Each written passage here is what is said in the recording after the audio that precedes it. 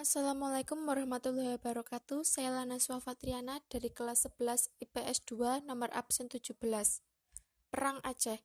Perang Aceh meletus pada tahun 1873 ketika terjadi pertentangan kepentingan politik dan ekonomi antara Kesultanan Aceh dan pemerintah kolonial Belanda.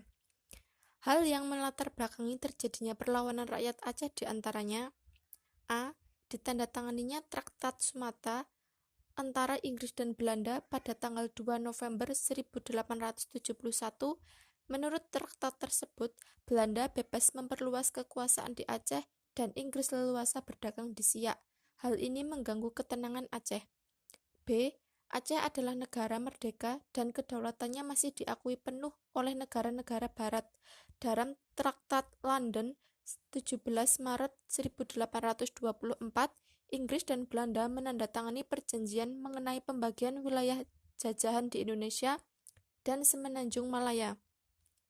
Namun, Belanda selalu mencari alasan untuk menyerang Aceh dan menguasainya. C. Aceh menolak perintah Komisaris Aceh tentang pengakuan kedaulatan pemerintah kolonial.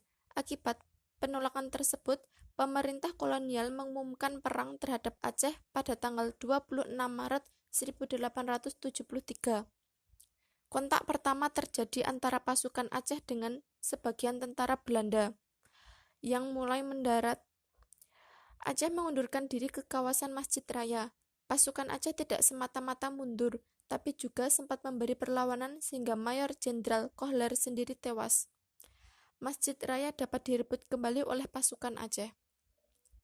Para pemimpin Aceh yang diperhitungkan Belanda adalah Cut Nyak Dien, Tengku Umar, Tengku Cik Ditiro, Tengku Cik Bugas, Habib Abdurrahman, dan Cut Mutia.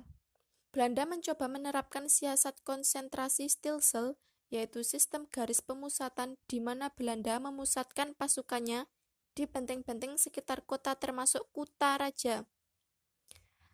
Namun, siasat ini tetap tidak berhasil mematahkan perlawanan rakyat Aceh. Kegagalan tersebut menyebabkan Belanda berpikir keras untuk menemukan siasat baru. Belanda memerintahkan Dr. Snoek Haronch yang paham tentang agama Islam untuk mengadakan penelitian tentang kehidupan masyarakat Aceh.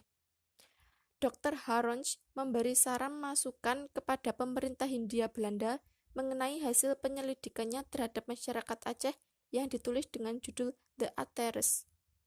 Pada tahun 1899, Belanda mulai menerapkan siasat kekerasan dengan mengadakan serangan besar-besaran ke daerah-daerah pedalaman. Serangan-serangan tersebut dipimpin oleh Van Heijst.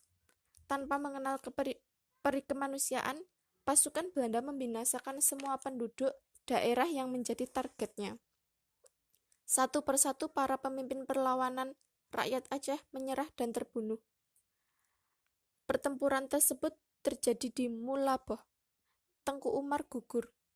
Jatuhnya benteng Kutoreh pada tahun 1904 memaksa Aceh harus menandatangani plakat pendek atau perjanjian singkat Korte Verklaring. Pemerintah Hindia Belanda menyatakan perang telah berakhir pada tahun 1904, kenyataannya tidak. Rakyat Aceh terus berlangsung pada tahun 1912. Bahkan di beberapa daerah tertentu di Aceh masih muncul perlawanan sampai menjelang Perang Dunia II tahun 1939.